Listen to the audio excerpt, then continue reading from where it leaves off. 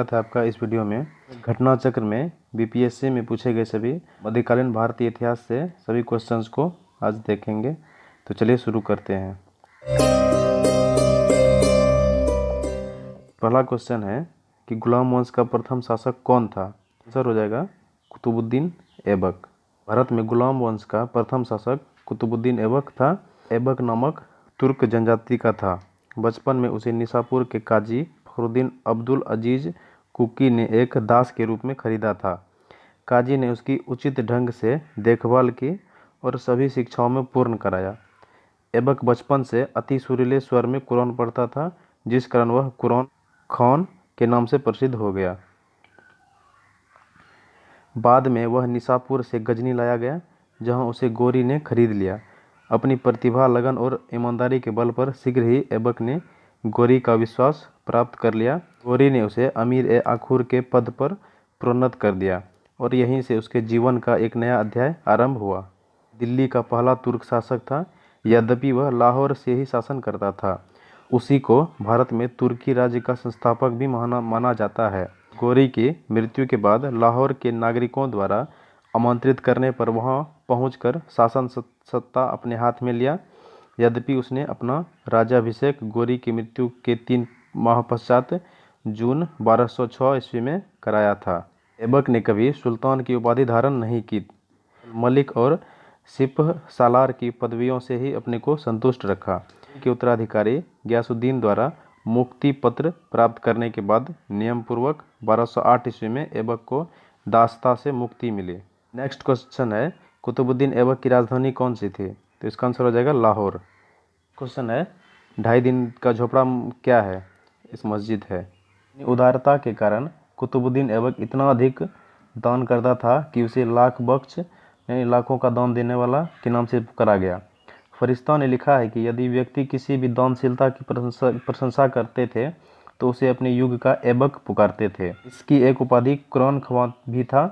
ऐबक को साहित्य से अनुराग था वह और स्थापत्य कला में भी रुचि थी। कालीन विद्वान हसन निजामी और फक्र-ए-मुदब्बिर को उसका संरक्षण प्राप्त था। उन्होंने ऐबक को अपने ग्रंथ समर्पित किए थे। हसन निजामी ने ताज उल मासीर की रचना की। ऐबक ने दिल्ली में कुव्वत उल इस्लाम में 2.5 दिन का झोपड़ा नामक मस्जिदों का निर्माण करवाया था। उसने दिल्ली में स्थित कुतुब मीनार का निर्माण कार्य प्रारंभ किया। इल्तुतमिश ने पूरा करवाया। क्वेश्चन है, भारत में मोहम्मद गोरी ने किसको प्रथम अख्ता प्रदान किया था। हो जाएगा कुतुबुद्दीन ऐबक। की विजयों के बाद शीघ्र ही उत्तर भारत में अख्ता प्रथा स्थापित हो गई। गौर के मोहम्मद गोरी ने कुतुबुद्दीन ऐबक को 1191 ईस्वी में हांसी अख्ता या इख्ता प्रांत प्रदान किया। 1192 ईस्वी में तराइन के द्वितीय युद्ध में उसने महत्वपूर्ण भूमिका निभाई। के कार्यों से प्रसन्न होकर गोरी ने उसे क्रमशः कुहराम और समाना का प्रशासक नियुक्त किया।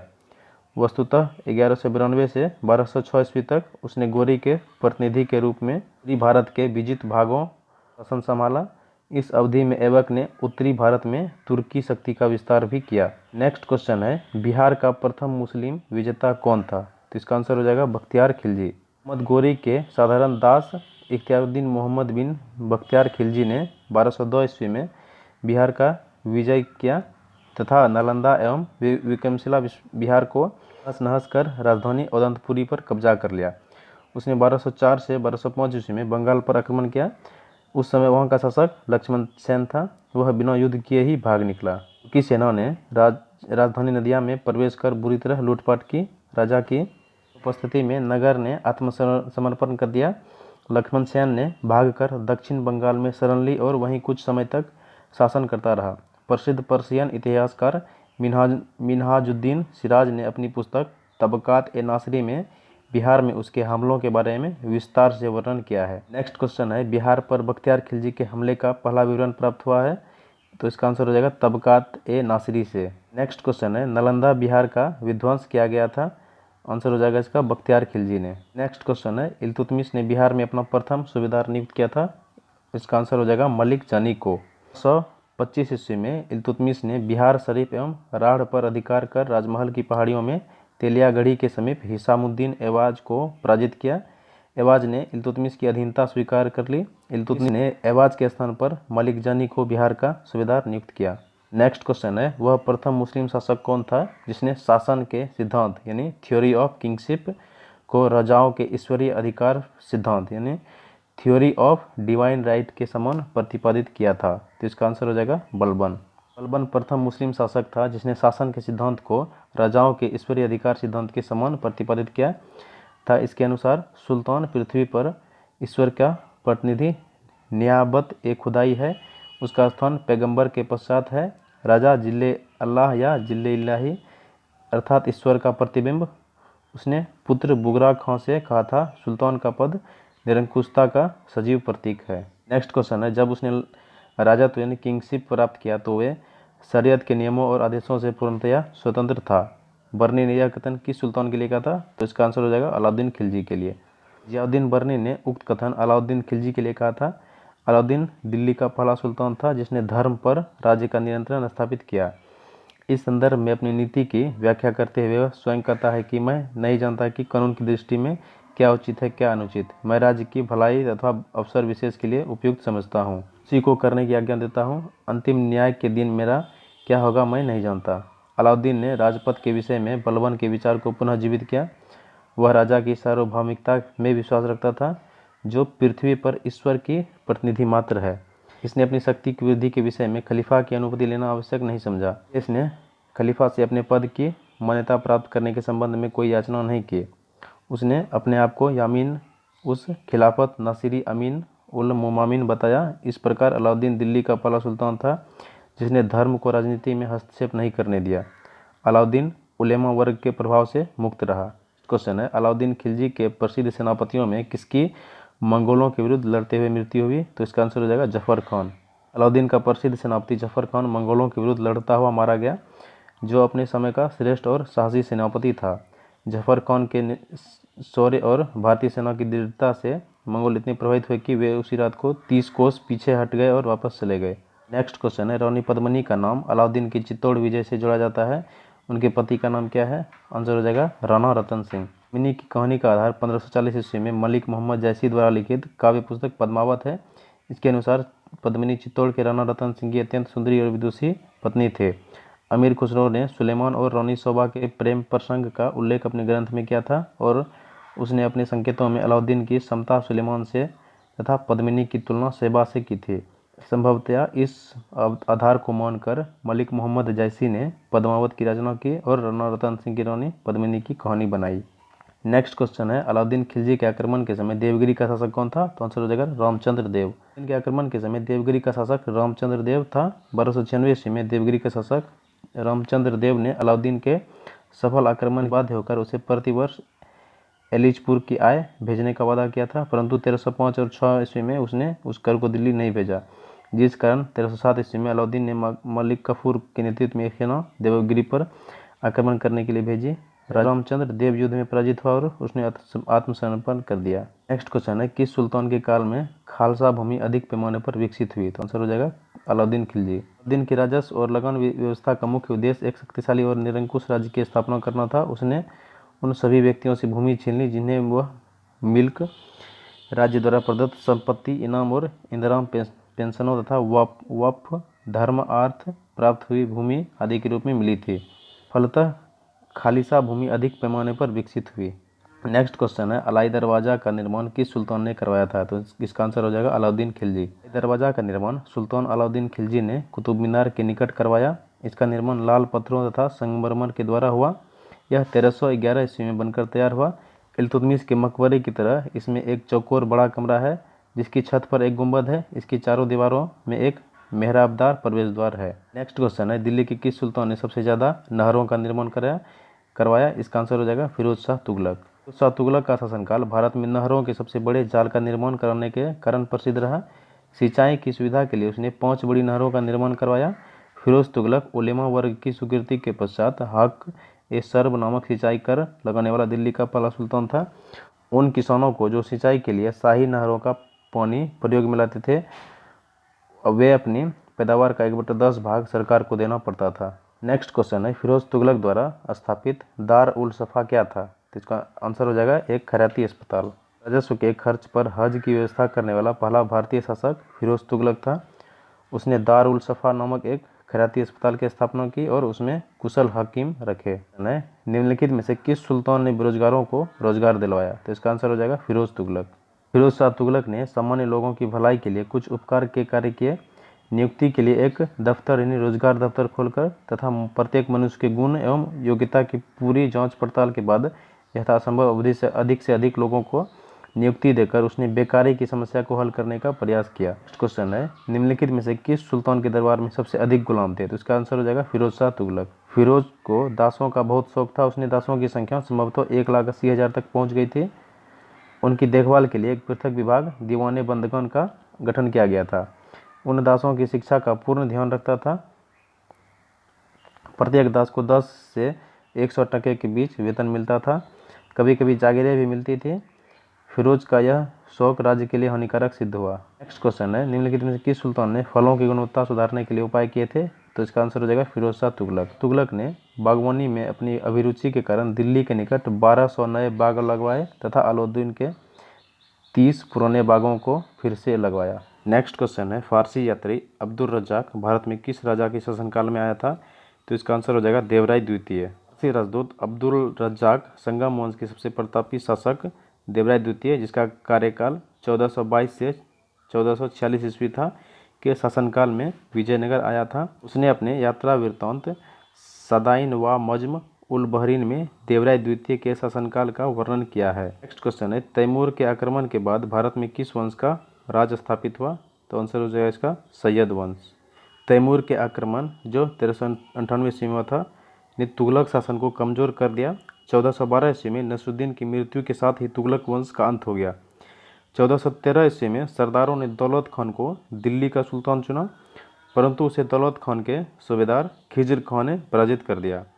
वह तैमूर द्वारा नियुक्त लाहौर का सूबेदार था। तैमूर के आक्रमण के बाद 1414 ईस्वी में उसने दिल्ली पर अधिकार कर एक नए वंश सैयद वंश की नींव डाली। नेक्स्ट क्वेश्चन है, निम्नलिखित में से किस सुल्तान ने एक नगर बसाया जहां अब आगरा है? तो इसका आंसर हो जाएगा सिकंदर लोदी। 17 जुलाई 1489 ईस्वी को निजाम खान सुल्तान सिकंदर शाह के नाम से सिंहासन पर बैठा। वह लोदी वंश का महानतम शासक था। 1504 ईस्वी में सिकंदर लोदी ने राजस्थान के शासकों पर नियंत्रण के उद्देश्य से यमुना नदी के किनारे आगरा नामक नवीन नगर बसाया और इसे अपनी राजधानी बनाया। उसने कृषि और व्यापार की उन्नति के लिए प्रयत्न किया। नाप का पैमाना गज ए सिकंदरी उसी के समय में आरंभ हुआ था। उसने निर्धन के लिए मुफ्त भोजन की व्यवस्था की। उसके समय में योग्य व्यक्तियों की एक सूची बनाकर 6 माह पश्चात उसके सामने प्रस्तुत की जाती थी। वह शिक्षित और विद्वान था। उसके स्वयं के आदेश से एक आयुर्वेद ग्रंथ का फारसी में अनुवाद किया गया, जिसका नाम फरहंगे सिकंदरी रखा गया। उसके समय में गायन विद्या का एक श्रेष्ठ ग्रंथ लज्जत ए सिकंदर शाही की रचना हुई। सिकंदर लोदी शहनाई सुनने का बहुत शौकीन था। वह गुलरुखी नाम से कविताएं लिखता था।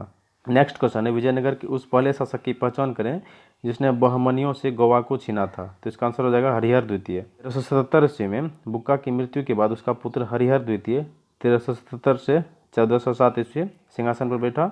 उसने महाराजा धिराज की उपाधि ग्रहण की। उसने कनारा, मैसूर, तिरुचिरापल्ली, कांची आदि प्रदेशों को जीता और श्रीलंका के राजा से राजस्व वसूल किया। बहमनी राज्य से भी उसका संघर्ष हुआ। 1377 ईस्वी में सुल्तान मुजाहिद ने उसके राज्य पर आक्रमण किया, सफल नहीं हुआ। हरिहर द्वितीय की सबसे बड़ी सफलता पश्चिम में बहमनी राज्य से लेकर बेलगांव व गोवा छीनना था। वह शिव यानी विरूपाक्ष का उपासक था। नेक्स्ट क्वेश्चन है, विजयनगर के राजा कृष्णदेव राय ने गोलकुंडा का युद्ध किस राजा के साथ लड़ा था? तो इसका आंसर हो जाएगा कुली कुतुब शाह। विजयनगर के राजा कृष्णदेव राय ने गोलकुंडा का युद्ध गोलकुंडा के सुल्तान कुली कुतुब शाह के साथ लड़ा था। गोलकुंडा में कुतुबशाही वंश की स्थापना कुली कुतुब शाह ने की थी जब कृष्णदेव राय उड़ीसा के साथ युद्ध में व्यस्त था। तब कुतुब शाह ने विजयनगर की सीमा पर स्थित पांगल व गुंटूर के दुर्ग पर आक्रमण किया तथा वारंगल, कोंडविदु आदि के किले जीत लिए। इसके पश्चात उसने विजयनगर पर आक्रमण करने का प्रयास किया। कृष्णदेव राय और कुतुब शाह के बीच संघर्ष हुआ। कुतुब शाही सेना पराजित हुआ। नेक्स्ट क्वेश्चन है, विजयनगर साम्राज्य के वित्तीय व्यवस्था की मुख्य विशेषता क्या थी? तो इसका आंसर हो जाएगा भू राजस्व। विजयनगर राज्य को विभिन्न स्रोतों से आय प्राप्त होती थी, यथा भू राजस्व, संपत्ति कर, व्यावसायिक कर, व्यापारिक कर, उद्योग पर लगाए जाने वाले कर, सामाजिक और सामुदायिक कर तथा अपराधों के लिए आरोपित अर्थदंड। भूमि की भली भांति सर्वेक्षण किया जाता था और उपज का 1/6 भाग भूमि के रूप में वसूल किया जाता था। शिष्ट यानी भूमि कर नामक एक राज्य की आय का प्रमुख स्रोत था। केंद्रीय राजस्व विभाग को 98 यानी 58 कहा जाता था। नेक्स्ट क्वेश्चन है, विजयनगर साम्राज्य का अवशेष कहाँ मिला है? इसका आंसर हो जाएगा हम्पी। हम्पी के खंडहर वर्तमान कर्नाटक में अवस्थित विजयनगर साम्राज्य के प्राचीन राजधानी का प्रतिनिधित्व करते हैं। विजयनगर काल में बना विरूपाक्ष मंदिर यहीं पर अवस्थित है। हम्पी यूनेस्को की विश्व विरासत स्थलों की सूची भी सम्मिलित है। नेक्स्ट क्वेश्चन है, दीवान ए अर्ज विभाग संबंधित था, तो इसका आंसर हो जाएगा रक्षा विभाग से। दीवान ए आरिज अथवा आरिज ए मुमलिक सल्तनत काल के सैन्य विभाग का प्रमुख अधिकारी होता था और आरिज ए मुमलिक का विभाग ही दीवान ए अर्ज कहलाता था। इस विभाग की स्थापना बलबन ने की थी। नेक्स्ट क्वेश्चन है, शिवाजी की राजधानी कहाँ थी? तो इसका आंसर हो जाएगा रायगढ़। 1674 ईस्वी में शिवाजी ने अपना राज्याभिषेक करवाया तथा छत्रपति की उपाधि धारण की एवं रायगढ़ को अपनी राजधानी बनाया। युग के महान विद्वान बनारस के पंडित विश्वेश्वर उर्फ गंगा भट्ट ने उन्हें क्षत्रिय घोषित करते हुए उनका राज्याभिषेक करवाया। नेक्स्ट क्वेश्चन है, सरंजामी प्रथा किससे संबंधित है? तो इसका आंसर हो जाएगा मराठा भू राजस्व प्रथा। मराठा काल में सरंजामी प्रथा भू राजस्व प्रशासन से संबंधित था। इस काल में मराठा जागीरदारों को सरंजामी भूमि उनके निर्वहन के लिए प्रदान की जाती थी। नेक्स्ट क्वेश्चन है, बहमनी राज्य का संस्थापक कौन था? तो इसका आंसर हो जाएगा अलाउद्दीन हसन। दक्कन के अमीरान ए सदाह के विद्रोह के परिणाम स्वरूप मोहम्मद बिन तुगलक के शासनकाल के अंतिम दिनों में बहमनी साम्राज्य की स्थापना हुई। जफर खान नामक एक सरदार ने अलाउद्दीन हसन बहमन शाह की उपाधि धारण कर 1347 ईस्वी में सिंहासन रूढ़ हुआ और बहमनी साम्राज्य की नींव डाली। गुलबर्गा को अपने नव संस्थापित साम्राज्य की राजधानी बनाया तथा उसका नाम अहसानाबाद रखा।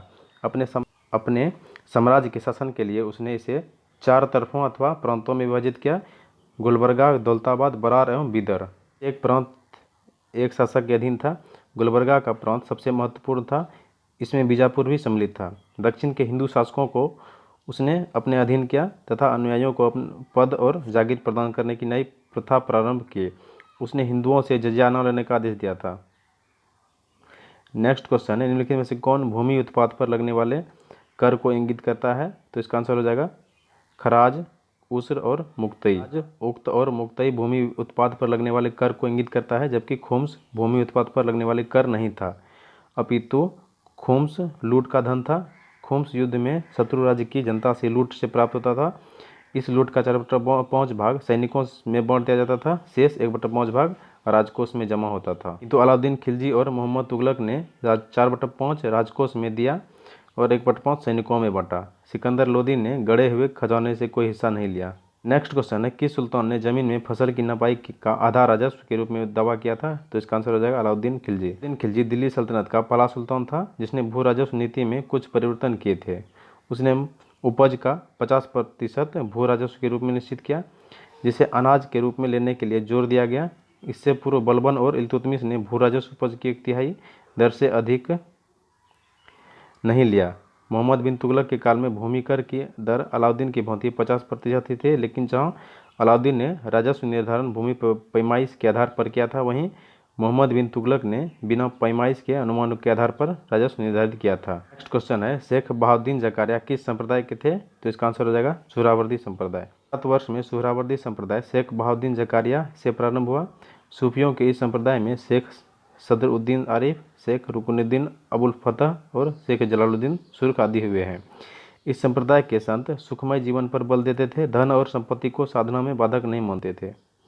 नेक्स्ट क्वेश्चन है, उस शासकों में से किसने अपनी सैन्य टुकड़ी को 200, 250 एवं 500 की इकाइयों में विभाजित किया? तो इसका आंसर इनमें से कोई नहीं होगा। इस्लाम शाह शेरशाह का पुत्र था। इस्लाम शाह ने पूरे उत्तर भारत में लगभग 8 वर्षों तक शासन किया और उसकी मृत्यु 1553 ईस्वी में हुई। इस्लाम शाह ने ही अपनी सैन्य टुकड़ियों को 50, 200, 250 और 500 की इकाइयों में विभाजित किया। संभवतः शेरशाह के समय में भी सैन्य विभाजन की यही प्रणाली प्रचलित थी। क्वेश्चन है, जवाबिद का संबंध किससे था? तो इसका आंसर हो जाएगा राज्य कानून से। जवाबिद का संबंध राज्य कानून से था। नेक्स्ट क्वेश्चन है, सल्तनत काल के सिक्के टंका, ससगनी और जीतल किन धातुओं के थे? तो इसका आंसर हो जाएगा टंका चांदी के ससगनी चांदी के और जीतल तांबा के। सल्तनत काल में टंका चांदी एवं जीतल तांबे का बना होता था। ये दोनों सिक्के इल्तुतमिश द्वारा प्रचलित किए गए। ससगनी भी चांदी का सिक्का था। टंका एवं जीतल का अनुपात 1:48 का था। नेक्स्ट क्वेश्चन है, भारत में कागज का प्रयोग कब से प्रारंभ हुआ? तो इसका आंसर रहेगा 12वीं शताब्दी में। विश्व में सर्वप्रथम कागज का आविष्कार चीन में हुआ था। भारत में कागज का प्रयोग 12वीं शताब्दी में प्रारंभ हुआ। आशुतोष संग्रहालय कलकत्ता में 1105 ईस्वी का पेपर संरक्षित किया गया है, जिसका शीर्षक पंचरक्षा है। यह भारत में कागज का सबसे प्राचीन प्रमाण है।